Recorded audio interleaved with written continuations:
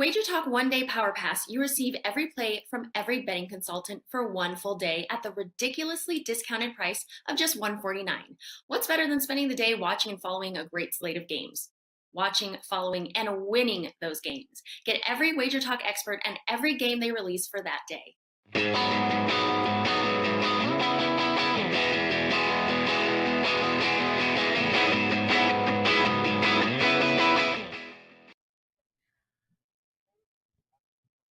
Welcome everyone to WagerTalk Today for June 4th, and what a great show we have. Rob Veno is up first, and then Skee Profit to talk some basketball at the bottom. I am Maddie Presman, and this is Teddy Covers. Teddy, before we get into the show, I am here to beg you for some help. I have a little issue with my dad, and it's been going on for my entire 20 years. Let me tell you a story. So a few nights ago, I come downstairs and I see my dad with his shirt pulled on over his head and his hands grazing like this on the players up against the TV. He has no idea that I'm even there.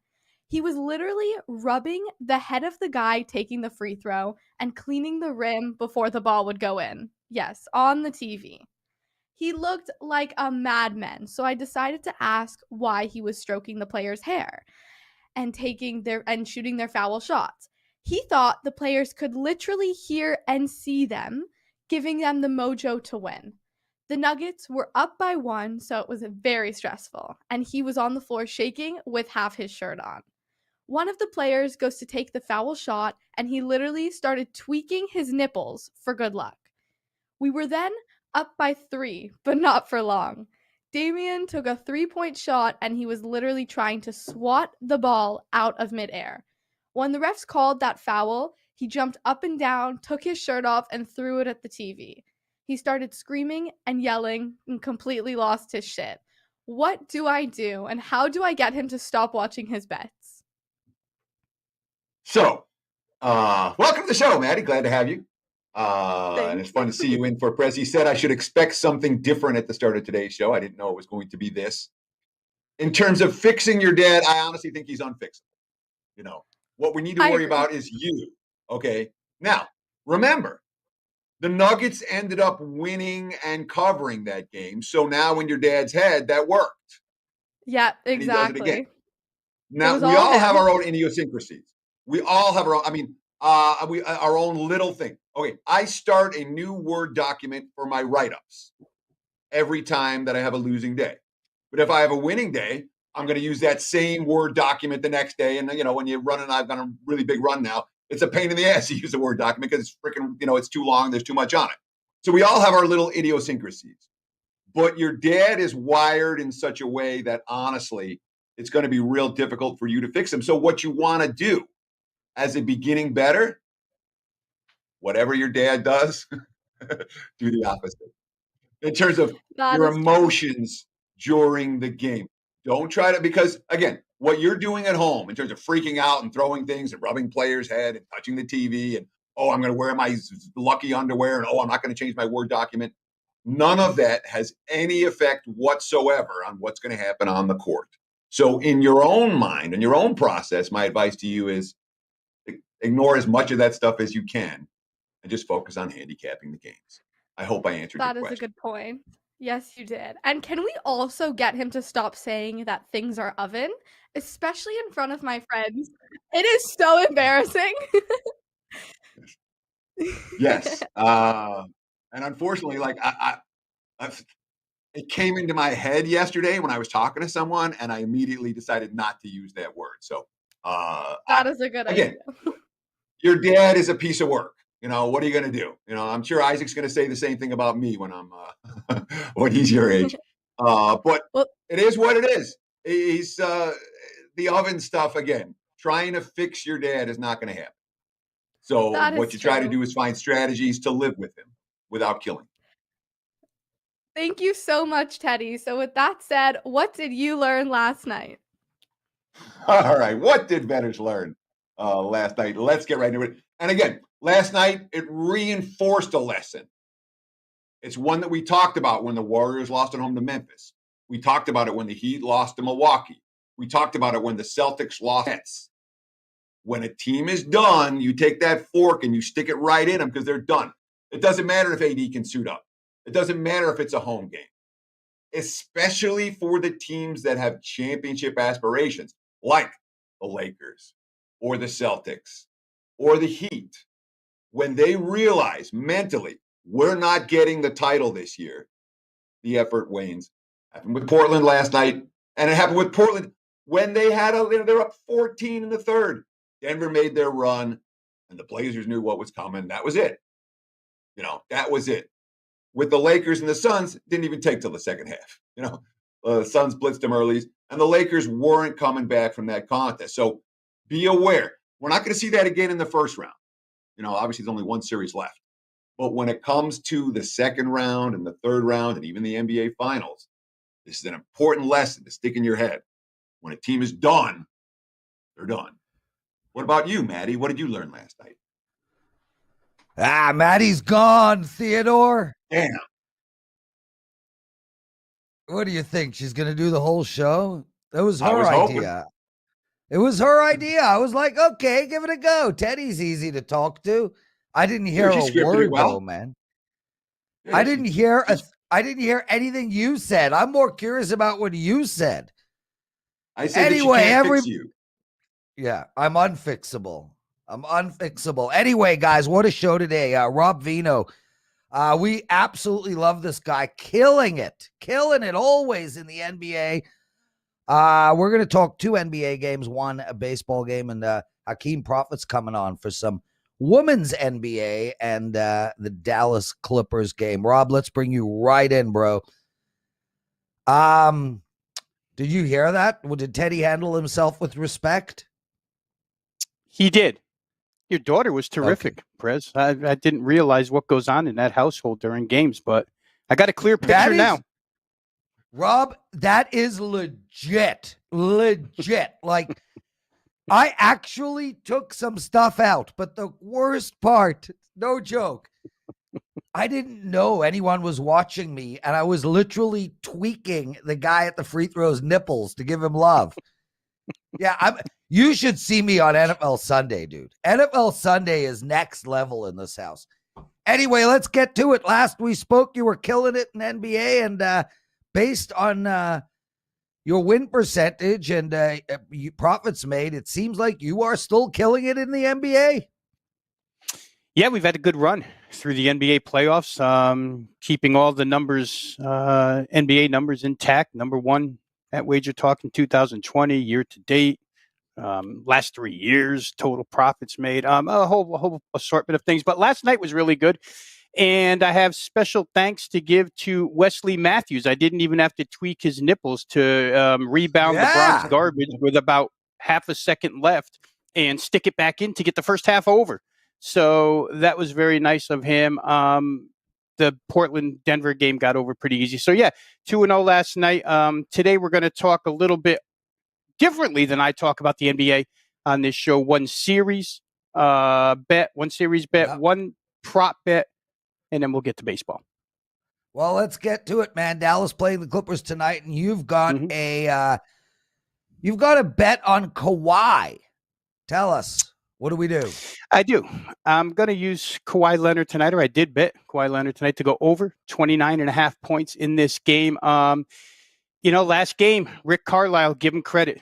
He's a fantastic coach, and he threw caution to the wind, trying just about everything as far as rotations are concerned, as far as what he was going to do defensively. And what he did was he zoned up the LA Clippers and decided, we don't want you in the paint.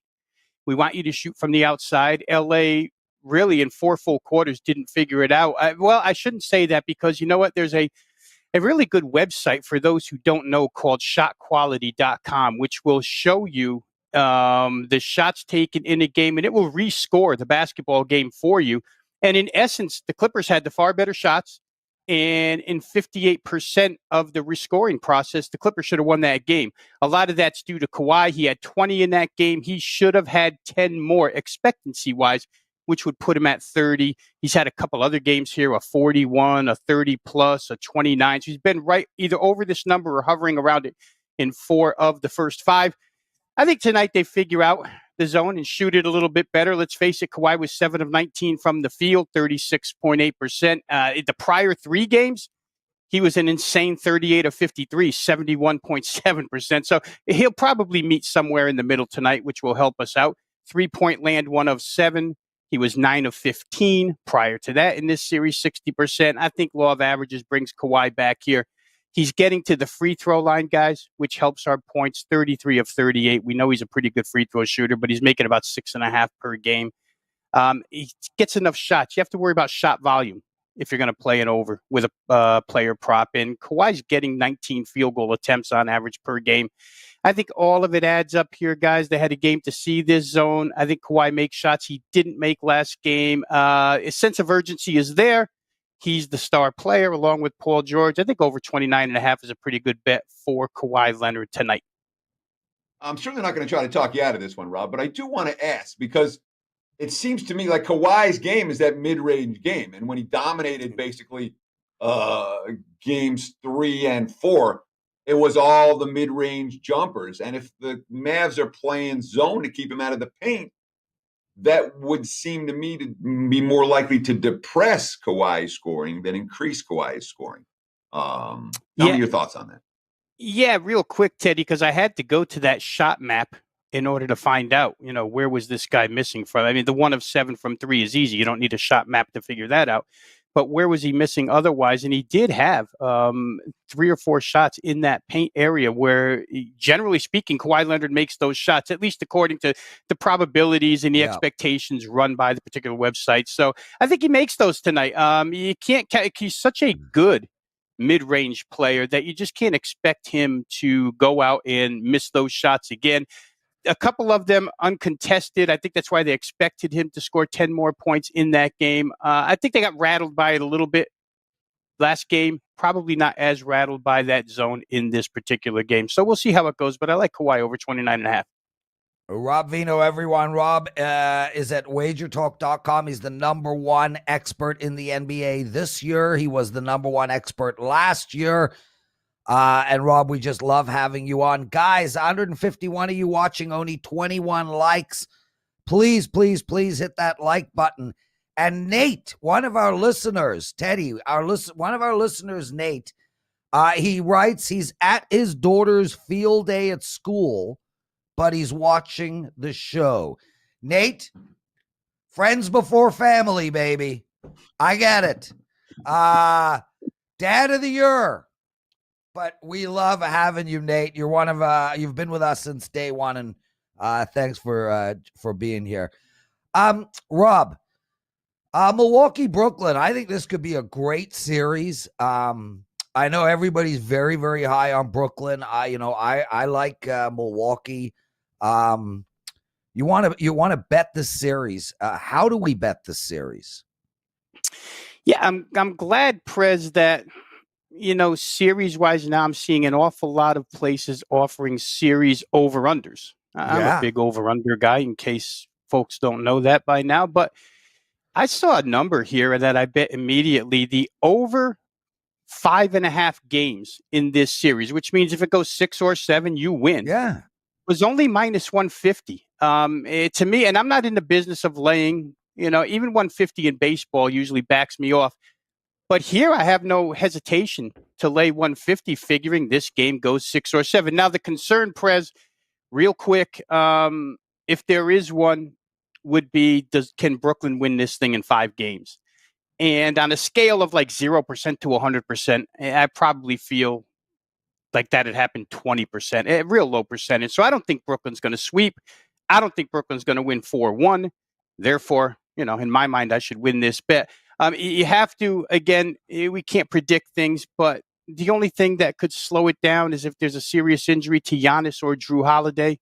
If that happens, then I'm probably shot. But I think the Nets could absorb one injury, guys, and still force 6 or 7. If they lose Durant, Irving, or Harden, they're still in pretty good shape. Yeah. Let's go through a couple of things here why I think the Bucks match up and can drag this out to 6 or 7. First of all, the defensive additions they made offseason, tremendous. Drew Holiday, PJ Tucker, team is different on that end of the floor. When they want to be different, they're different. They showed it in the Miami series. It should help them. Brooklyn is not a big pass the ball around team. It's an isolation offense. They have 3 of the best ISO players in the world, but they run isolation more than anybody in the NBA. And I think that with Holiday and Tucker and Giannis, they have enough guys here to maybe just make it a little more difficult man-to-man on those big 3 for Brooklyn. Offensive firepower, slight edge to the Nets. But let's go through some series matchups. Bucks tempo, they're number 5 in the league. Nets are 12, so they both run real well. The X factor in Milwaukee's case would be Bryn Forbes, who's been terrific shooting threes. He matches up with the Brooklyn's Joe Harris. So there you get a bit of a stalemate. Transition points for the Bucks, 14.5 a game. Transition points for the Nets, 14.2 a game. I think the Nets' inconsistency on the defensive end, guys, they hold Boston to 109 or less 3 times, but they give up 125 and 126 in the other 2. That defensive inconsistency could force the series to go longer. The Bucks, the one place they can't really match up is on the free throw line. That's where the Nets get an edge. The big 3, for those watching, Brooklyn's big 3 in that previous series against Boston from the foul line, 107 for 117, 91.5%. Those guys get fouled and they don't miss. But still, I think Milwaukee can force this thing to 6 games, at least, possibly 7. So I took over 5.5 games, minus 150. I have 2 follow-up questions for you here, Rob. And the first one's probably the most important of the 2, but is that line widely available right now? Because that seems really short to me. Was that just a one-off that you picked off, or is that something that bettors can find? You know, for folks watching in Las Vegas, it's an MGM line. So if you can find your way to the strip, you can probably get it. In fact, I'm staring at it right now, Teddy, still available online, minus 150. Even after I bet Steve Merrill's money on it, it still holds at 150. So we're in pretty good shape there. And my second question is I want to talk about the total, and particularly the total for game 1. You talked about the Bucks defense. You talked about the Bucks offense and the Nets offense. The total we're looking at 239, 240 for game 1, which seems like the marketplace is expecting a pretty insane pace. Do you agree or disagree with that assessment? I agree. We'll get the pace, Teddy. The transition points are key for both. The transition defense lacks a little bit on the Brooklyn side. They both play with extreme tempo. So, yeah, I expect it. Again, I think we talked about this last week, but the question comes in, and we don't have the foresight to know, but rest or rust, right? Milwaukee's been sitting around forever. Brooklyn's been sitting around for a little bit. Do they come out sharp? Do they come out a little bit dull? To get to 240, doing the math in your head, you need 4 60-point quarters. Are these teams capable of a 38-37, a 75-point quarter to tilt your average? Sure they are, even if it doesn't happen till later in the game. So it's a scary bet to play it under. I'll tell you that, even in game 1 where there could be some rust. Rob, Veno. Rob, let's turn our attention to baseball. Miami playing Pittsburgh. And man, wow, this Miami team reeling, lost 6 games in a row. But like cowbells cure fevers, Pittsburgh can cure losing streaks. Where are we going this game? Yeah, I went the 5-inning route, and we'll show a little love for our producer extraordinaire, host extraordinaire, jack of all trades, Joe Ranieri and his Miami Marlins here. I went 5-inning line with Miami. Based on the starting pitching here, Cody Petit, a young Marlins right-hander, called from the bullpen a few games back to make some starts where he's been really good. Unknown name, so you get the minus 105 price here with Miami. For those who don't know, he's a 3-pitch pitcher, fastball, changeup, slider, can max out at 97, averages 94, and the off-speed stuff is about 87. So that's 7-mile-per-hour difference. It's good enough. You'd like it to be about 10, but it's good enough, especially only going through a lineup once or twice.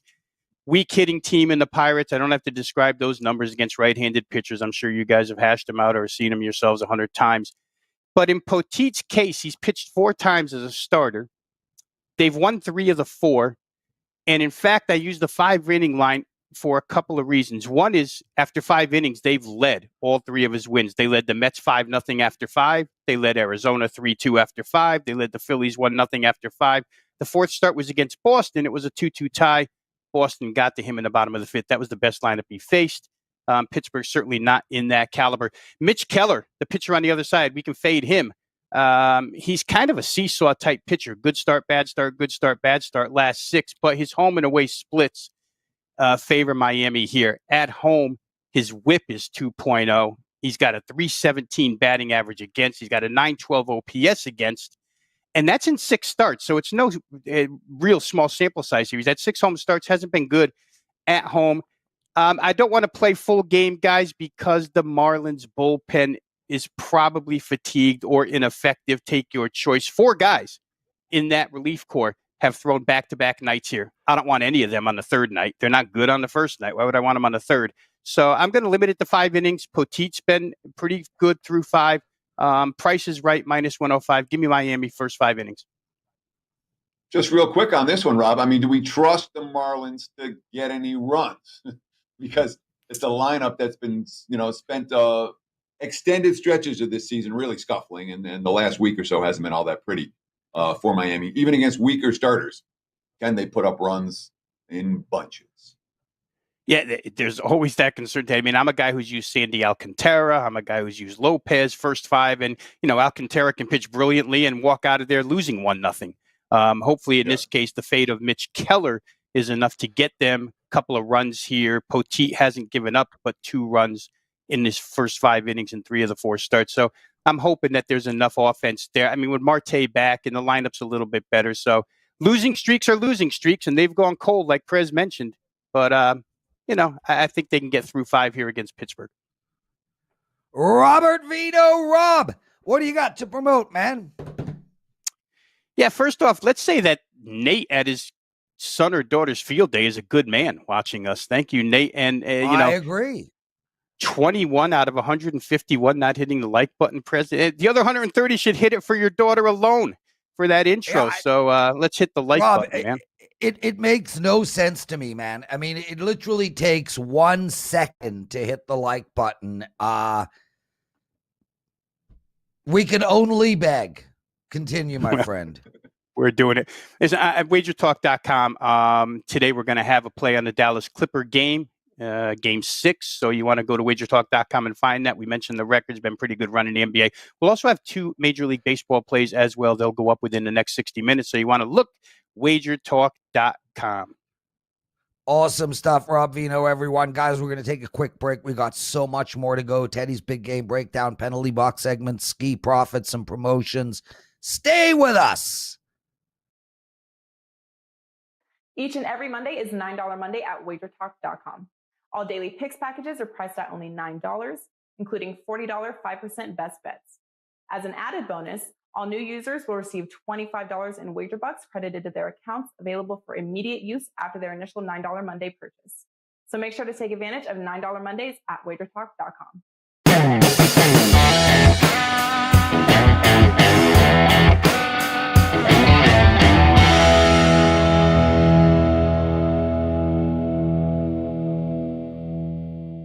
It is time for today's Big Game Breakdown. And you better believe we're going to go to the association this evening. Talk about the Clippers and the Mavericks in a crucial Game 6 showdown. Clips win or go home. Dallas with a chance to clinch.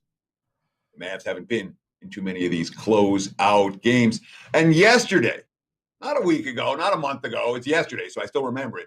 And what did bettors learn? I said, don't trust the Clippers. And then today, I'm going to say, I like the Clippers. That's why this game is here and not a client selection. Small bets on the Clips, not big ones. And of course, this has been a series where there's been 0 home court advantage. In fact, there's been a home court disadvantage. I can't promise it's going to last 7 games, but I wouldn't be shocked if it does. And once again, we talked about this going into Game 3 in Dallas. What are the quotes coming out of LA? And the quotes coming out of LA? Positive. Kawhi Leonard, we're definitely disappointed in the loss, but we have confidence in ourselves to go out and get another win. We're focused on the next one and see what we can do better. Ty Lue, I think we're fine. We'll see you in 2 days, but what everyone talked about in the locker room, we're good. Paul George, we're confident. We're confident we can extend the series and bring this back home. We got to go to Dallas. It's going to be another hard, tough environment. The job we've got in front of us. George, talking about the one really bad quarter. I mean, they got outscored 22-3 by Dallas. The final 5 minutes of the third quarter, that was the difference in that ball game.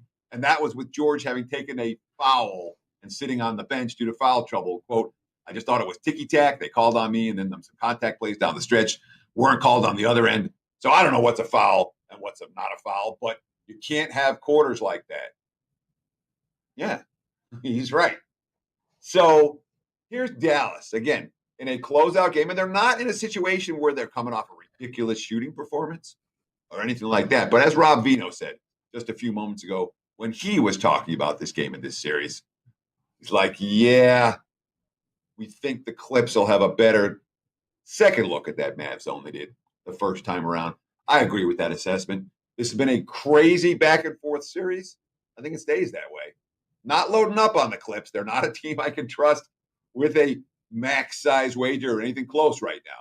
I think the Clips extend this series. I think we see Game 7 in LA on, what is that, Sunday? Let's take the LA Clippers. And you have the choice here. I thought laying the -3 is better than money line. If they lose, I'd rather not lay the extra juice.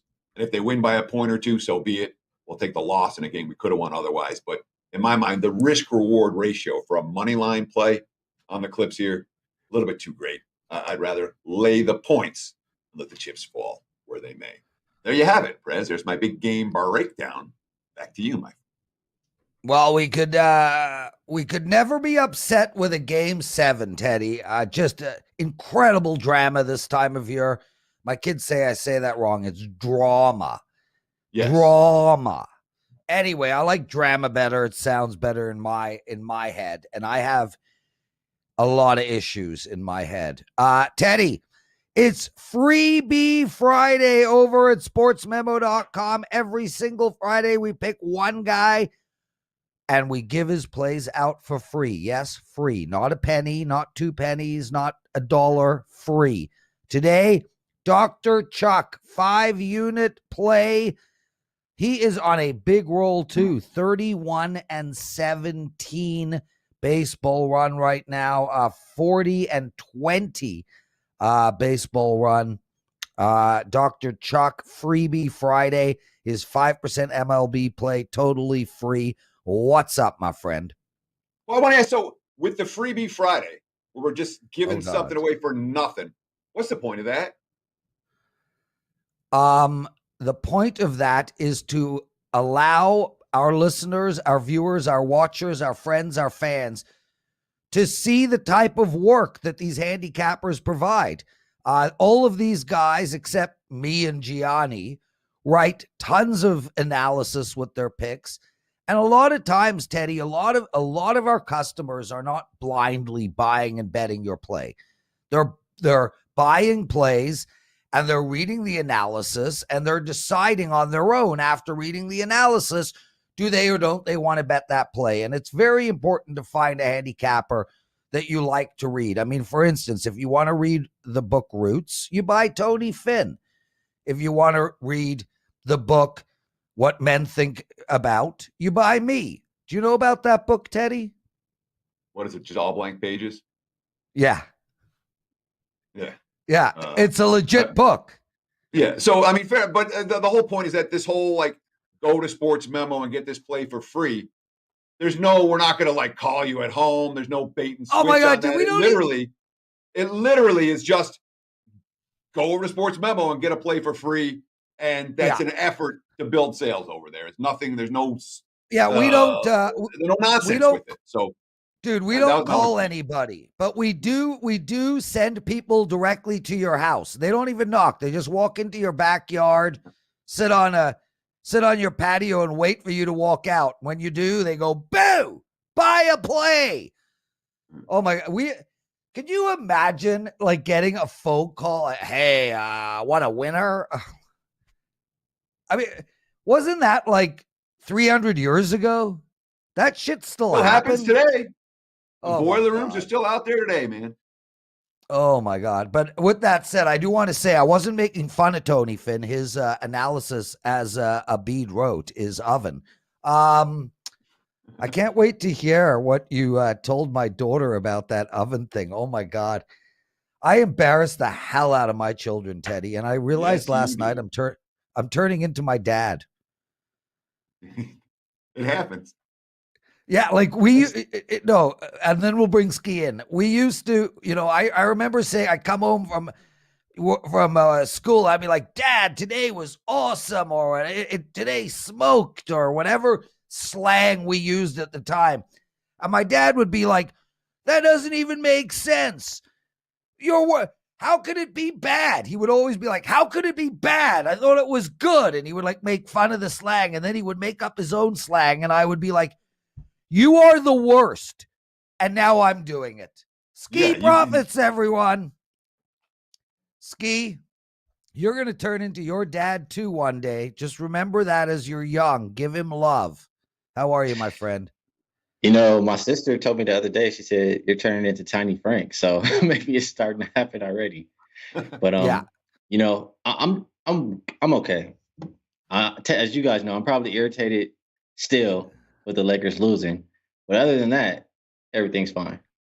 Well, I mean, the good news about the Lakers losing last night was that at least it was, you weren't sweating it. It wasn't a heartbreaker. I mean, Phoenix just went in there in the first quarter and just took the Lakers' heart and ripped it out. Devin Booker hit 6 threes, and Jay Crowder's hitting threes, and the game was over. And there was no.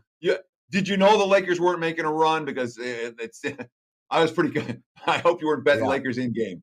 Because once that, it was over early in that one.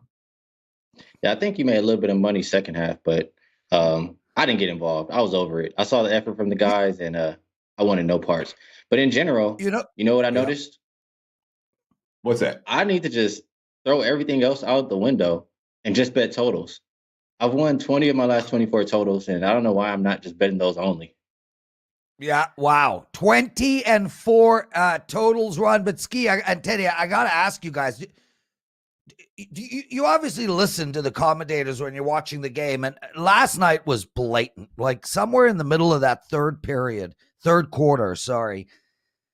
I've never heard announcers where the entire conversation was, when are they going to make the run? It's going to come now. Now it's happening. Here we go. What's LeBron going to do? Is he going to pass? Is he going to shoot? It was like the other team did not exist. It was the most absurd commentating. They're only down by 14. If they get a 3 now and a stop and a 3, they will only be down by 8. Then they can start their run. Do it slowly, one play at a time. It's like, are you kidding me? This game is over. What are you on about? Anyway, but that's their job. Their job is to make you think that, that's why they don't do it with any. Dude, they didn't do that with Portland last night when they were, and Portland came back from 8 with 2 to go in first overtime 2 nights ago. They're down by 8 or 10 with 3 to go. The announcers weren't saying, don't worry, they hit here, they miss, stop them, hit, tie game. No, it's the Blazers aren't the Lakers in the name. That's my point. And Skee, welcome to the club of misery, dude. My Leafs lost too. Let's get into it, man. WNBA, Atlanta, Minnesota. Minnesota minus 6.5, 160.5 on tap is the total. What are we doing in this game? Yeah, these lines move so fast. I got involved earlier. I was looking at Minnesota. Took a -5 at 6.5. I still think they can win by margin. The reason I like this game, I know Minnesota has a 1-4 record, but they're a lot better than their record shows. Their coach is great. They added some new players this year, but they've been playing all top-tier teams. Like, they played the defending champs twice, and they had a couple other really tough games. Now, going up against the Dream, it's a big step down in the way that they've underperformed. And coming off of that win, that gritty win that had hella effort from the versus the Sun, I think that they carry that over and start to win a few games in a row. From the other side, Atlanta is the complete opposite. They haven't been facing competition. They're not a good team, but they've looked like a good team because of who they're facing. So this is a big step up for them in my eyes, and I think they've overperformed. So I like Minnesota to cover this one and go on a win streak in the near future. So I want to ask about the Dream, because the Dream have been really good in this road dog role. both this year and even dating back to last year. 5-0 against the spread their last 5 on the road. 7-0-1 against the spread their last 8 tries as road dogs. Does that concern you here, or is that one of these trends that dates back to last year and you really don't want to pay a whole lot of attention to it right now? Well, when you say like the last 5, I want to say their last 4 games or so, like they've been on the road for a while, and they're not, like I said, they're not a good team in general, but they haven't been facing the best competition. So it doesn't bother me. I understand why they're in those games. And when bad teams in the WNBA are playing well and they get one win, you kind of want to continue to back them. So it doesn't surprise me, and doesn't worry me. Skee, there's many names of teams I don't understand. The Storm might be one of the most appropriate names ever. I love the name. It's an onomatopoeia. Seattle is just permanently raining, and it does conjure up the image of a team dominating another team. Awesome freaking name. Just wanted to lay that out there. They're playing tonight. Who's going to win that game? Well, it's a huge spread in this one. I mean, the Storm obviously are the big favorites, but a lot of money coming the other way. I want to look towards the total for my main look, but if I have to say as far as the spread, I think it's a little bit high. I think Dallas gets a few players back today, and that can maybe keep it respectable. But as far as the total goes, we saw these teams play not too long ago. They had 197 points. They did have one overtime, but even before the overtime, I think they had about 172 points. So it's 2 teams that play with pace. Both offenses have been great, and worst and second worst defending the paint. So it should be plenty of easy baskets in an up-tempo game, and I don't see how it doesn't go over again. The number I made for the game myself was 174, and I got in at 170.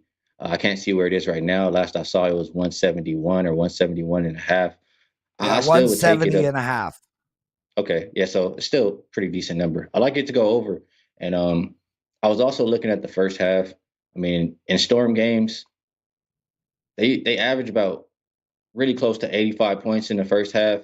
And I know the number has now crept over 85. It opened at 84 and probably up to like 86 by now. So if you get a live opportunity and you see under 85 in the first half, I would jump in and take it over as well. So I'm expecting a lot of points in this game. So 2 things here. First, Prez, Storm is not an onomatopoeia. I disagree. Okay, you're allowed to disagree, but you're wrong. Second, but it's not. Go look at the definition. If you want to use big words that you don't know the definition of, actually go look it up first. So do you want me to tell you what you use the big words? Do you want to go? Do you want to go on onomatopoeia? No, I know what it means. I don't. Storm is not an onomatopoeia. It's not. Boom is onomatopoeia. Okay. Thank you. So, boom, Skee. flash. When we talk bang. about, yes, those are all onomatopoeias. Storm is not.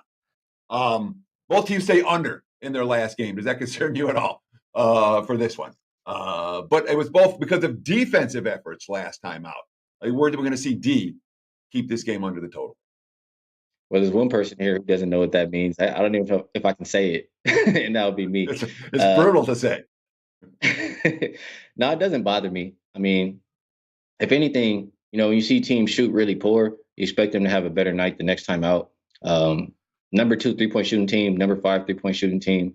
I think that they'll step it up here. And it's not like they should be shooting tough shots. Like I said, both teams, worst and second worst, defending the paint. Should be a layup line pretty much all night. Skee, Teddy, one of our guys loves when you rip me. He calls it an oven. Worst tagline. Skee, Dallas ever. Clippers, man. Dallas Clippers. Clips, Teddy liked them in his big game breakdown. Where are you going in this game? -3 to the LA. I'll be honest with you guys. I need like a personal day from NBA after yesterday. But no kidding. I will be right if the Clippers lose today. I'll just look. Drop my phone there. Sorry. I'll look towards props, and I agree with what Rob said for Kawhi. Obviously, in an elimination game, you expect for him to give it his all and shoot a lot better than he did in the previous game. But I want to look towards Luka because if you like the Dallas side at all, which I do, I mean, everything is going through him. He's shooting about over 28 field goals per game. His point total now is at 31 and a half. He's been over it 3 of the 5 games, and one of them was at 31. So if I like Dallas at all, like I said, it has to start with Luka, and they don't have a soul who can stop him, who can guard him. So I like his points as well. Somebody maybe under the radar, I look towards Nicholas Batum. His point total was like 8.5. He's gone over that for the 5 games for the Clippers. So those are 3 ways that I would look to play this game, but need a break from the NBA today. Teddy? And for what it's worth, that Batum makes a ton of sense to me. If the Clips, what's he got? Points, rebounds, assists might be I wouldn't be surprised if Batum if the Clips are going to win tonight, Batum's going to be a piece of that equation. I like him over. It makes a ton of sense. Yeah, I like my Batum medium rare personally. I don't know what that is either. Prez knows Nor do stuff, I. I don't know. Nor do I, Skee. It just seems to be a stupid thing I say once every blue moon. Dude, we love having you. You are outstanding. What do you have to promote? Well, today I have 2 plays in the WNBA. You don't have to go look for them or I talked about 2 of them, but 2 plays in the WNBA. If you are getting my plays, you want to look for totals. I've cashed 10 of 11 in the NBA playoffs as far as totals go, 7 of 10 in the WNBA season so far, and I've cashed my last 5 totals in the MLB. So looking to stay hot on the totals. Awesome stuff. Guys, it's time. The final penalty box segment of the week. Skee Profits is hanging around. He's got his pen. He's got his paper. The note-taking begins now.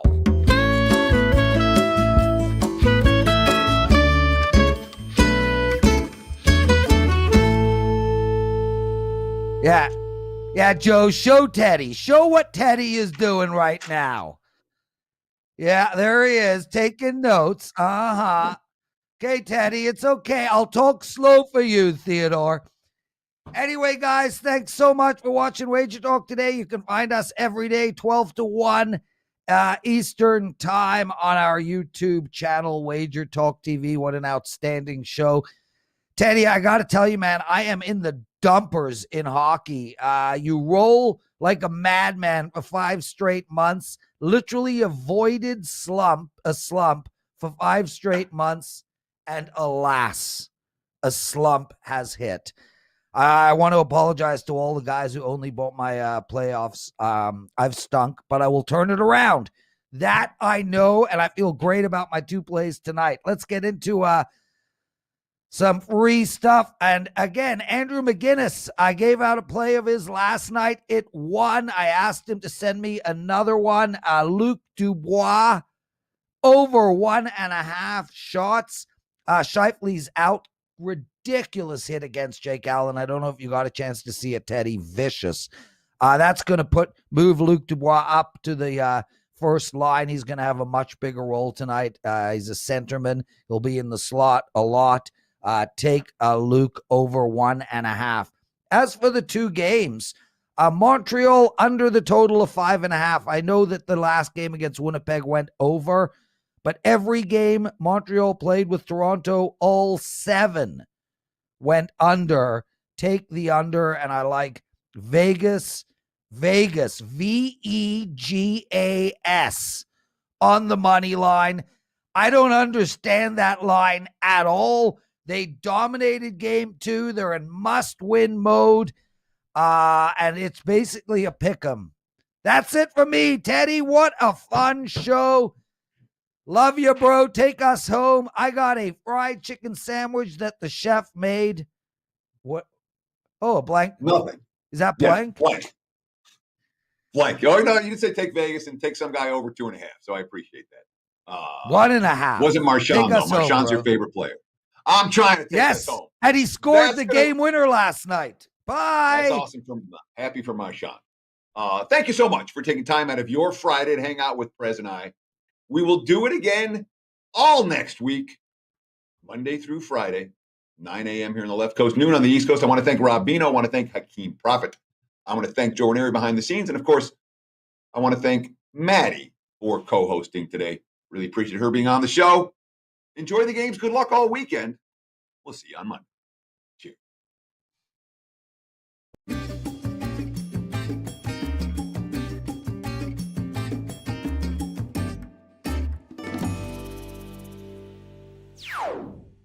If you like betting on horses, be sure to check out WagerTalk.com's own Sig, who zeroes on one racetrack at a time, offering his handicapping skills. Visit his homepage daily for his top selection in each race free. If you want all his selections for that track, you can get his full racing report for just $9.